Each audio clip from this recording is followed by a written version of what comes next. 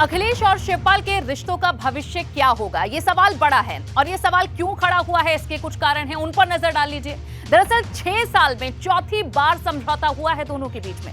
विधानसभा चुनाव के वक्त भी एक समझौता हुआ था, लेकिन चुनाव के नतीजों के 15 दिन के बाद ही दोनों के बीच ये जो गठबंधन हुआ था, ये रिश्ता टूट गया। दरअसल 26 मार्च को सपा के विधायकों की एक बैठक बुलाई गई थी, लेकिन शिवपाल यादव को इस बैठक में नहीं बुलाया गया था, जबकि शिवपाल यादव ने सपा के सिंबल से ही चुनाव लड़ा था। 28 मार्च को सपा ने गठबंधन की बैठक बुलाई, लेकिन शिवपाल यादव इसमें शामिल नहीं हुए क्योंकि चाचा नाराज हो गए थे। 23 जुलाई को सपा ने एक लेटर जारी कर कहा था कि शिवपाल यादव को जहां सम्मान मिले वहां वे जा सकते हैं, यानी कि अखिलेश यादव ने खुली छूट दे दी थी शिवपाल यादव को। उसके बाद 14 सितंबर को सपा ने विधानसभा में शिवपाल यादव की कुर्सी अलग से करने की मांग भी उठा दी थी। अब सवाल यही है कि क्या शिवपाल यादव को डर है कि मैनपुरी चुनाव के बाद अखिलेश यादव अलग हो जाएंगे? यही सवाल है, यही सवाल उन्होंने डिंपल यादव के सामने रखा, जिसका जिक्र उन्होंने आज एक मीटिंग में किया कि हमारी गवाह आपको बनना होगा। और चलिए अब बात करते हैं भाजपा की किलेबंदी की, क्योंकि मैनपुरी में भाजपा ने डेरा डाल दिया है। भाजपा की कोशिश सपा के इस किले को जीतकर 24 में सभी 80 सीटों के टारगेट को पूरा करने की है। यही वजह है कि भाजपा ने मैनपुरी में जातीय समीकरण के हिसाब से मंत्रियों को प्रचार में लगा दिया है। लेकिन बड़ा सवाल यहां यह है कि क्या मैनपुरी में भाजपा की सोशल इंजीनियरिंग काम करेगी? सपा के गढ़ में सेंध मारी, मैनपुरी पर भाजपा की दावेदारी।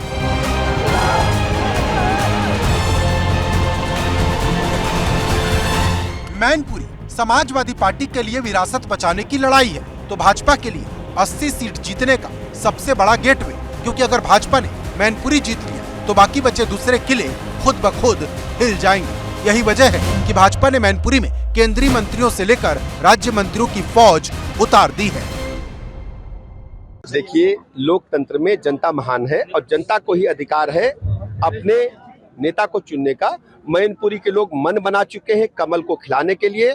आदरणीय प्रधानमंत्री नरेंद्र मोदी जी की गरीब कल्याण योजनाओं को लेकर जनता में भारी उत्साह है। बिफोर और आफ्टर का अंतर महसूस करें कि सपा सरकार में यहाँ क्या होता था और अब योगी सरकार में क्या होता है, और बूथ अध्यक्ष से राष्ट्रीय अध्यक्ष की परिश्रम की पराकाष्ठा से पसीना जो बह रहा है उससे कमल खिलेगा। इसलिए ये आवश्यकता आन पड़ी है दरवाजे दरवाजे जाने के लिए। दरवाजे दरवाजे कभी जाते रहे हैं क्या? आज जनता भाजपा के प्रत्याशी के पक्ष में खड़ी है और भारतीय जनता पार्टी को पूर्ण बहुमत के साथ, पूर्ण समर्थन के साथ मतदान होने जा रहा है। भाजपा ने मैनपुरी फतेह करने के लिए रघुराज शाक्य को मैदान में उतारा है, क्योंकि यादव वोट के बाद सबसे ज्यादा वोट इसी बिरादरी के हैं। लेकिन भाजपा की कोशिश इससे कहीं आगे की है। भाजपा शाक्य वोट के साथ साथ ठाकुर, ब्राह्मण, दलित और लोधी के अलावा वैश्य वोट को एकजुट करने में जुटी है, क्योंकि जिन मंत्री और विधायक और सांसदों को भाजपा ने मैनपुरी में प्रचार के लिए भेजा वो इन्हीं बिरादरी से आते हैं। इतना ही नहीं, भाजपा की नजर यादव वोट पर भी है, जिसके लिए भाजपा ने योगी सरकार में मंत्री गिरीश यादव को प्रचार में लगाया है। समाजवादी गढ़ को ध्वस्त करने के लिए भारतीय जनता पार्टी ने 3 दर्जन से ज्यादा स्टार प्रचारकों की ड्यूटी मैनपुरी लोकसभा उपचुनाव में लगा दी है।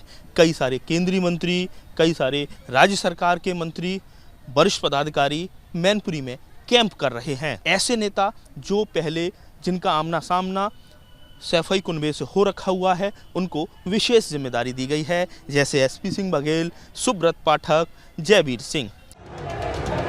मतलब एकदम साफ है, अगर बाकी जातियों का वोट एकजुट हुआ तो सपा के लिए मैनपुरी में राह मुश्किल हो जाएगी। वैसे भी 2014 के मुकाबले 2019 में भाजपा का वोट करीब 20% बढ़ गया था, तो सपा का वोट 6% घटा था। ऐसे में अगर भाजपा का वोट प्रतिशत थोड़ा और बढ़ गया तो सपा का यह अभेद किला ढह सकता है। हालांकि समाजवादी पार्टी ने मैनपुरी में अपनी पूरी ताकत झोंक रखी है, क्योंकि जब से चुनाव की तारीख का ऐलान हुआ अखिलेश मैनपुरी में डेरा डाले हुए हैं। और सवाल बड़ा है, क्या मैनपुरी में भाजपा की सोशल इंजीनियरिंग काम करेगी या फिर सपा अपना ये किला बचाने में कामयाब हो जाएगी? Bureau report, ABP Ganga.